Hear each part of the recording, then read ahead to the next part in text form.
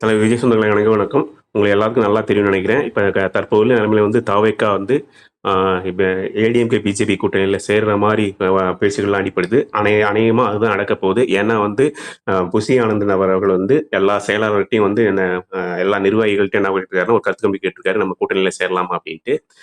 ஆனா இந்த கூட்டணியும் சொல்லாம கூட்டணியில சேரலாம்னு கேட்டாரு. அப்படின்னா வந்து இது கூட்டணி நோக்கி நகர்றாங்கன்னு அர்த்தம். நான் ஒரே ஒரு விஷயம் அண்ணன்ட்ட கேட்டுக்கணும்னு விருப்பப்படுறேன். இது போய் சேருமா அப்படிதான் அடுத்த விஷயம். பட் இருந்தாலும் வந்து அண்ணன்ட்ட நான் கேட்டுக்கணும்னு விருப்பப்படுறேன்.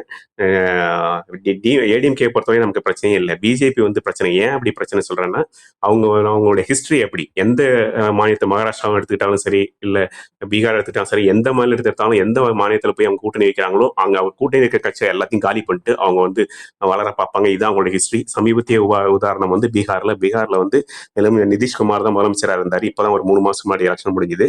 அவரை தூக்கிட்டு என்ன பண்ணிட்டாங்கன்னா, இப்ப இது பிஜேபி முதலமைச்சர் போட போறாங்க. அவர் நிதிஷ்குமார் ராஜ்யசபா எம்பி அனுப்புறாங்க. இதே மாதிரி இந்த பேக்ரவுண்ட் உள்ளவங்கள்ட்ட வந்து நம்ம கூட்டணி வைக்கிறது தாவேக்காவுக்கு எந்த அளவுக்கு வளர்ச்சியை கொடுக்கும், மக்கள் என்ன நினைப்பாங்க அப்படின்ற விஷயத்தெல்லாம் அண்ணன் கன்சிடர் பண்ணுவார் நினைக்கிறேன். அண்ணன் எந்த முடிவு எடுத்தாலும் நமக்கு ஓகே தான். ஆனா இவங்களுடைய சூழ்ச்சியில வந்து நம்ம விழுந்துடக்கூடாது. அப்படி பிஜேபி சூழ்ச்சியில ஒரு விழுந்துக்கூடாது நான் பாக்குறேன். டிஎம்கே கூட்டணிக்கும் ஏடிஎம்கே கூட்டணிக்கும் ஒரு சின்ன வித்தியாசம் உண்டு. டிஎம்கே கூட்டணி உள்ளவங்க யாருமே வந்து அதை டிஎம்கே தவிர முதலமைச்சர் ஆகணும்னு விருப்பப்படுறவங்க இல்ல. ஆனா ஏடிஎம்கே கூட்டணியில வந்து பிஜேபி முதலமைச்சர் ஆகணும் விருப்பப்படுறது, ஏடிஎம்கே முதலமைச்சர் ஆகணும் விருப்பப்படுறது. இப்ப நம்ம போய் இருந்தாலும் நம்மளும் முதலமைச்சர் ஆகணும் விருப்பப்படுறோம்.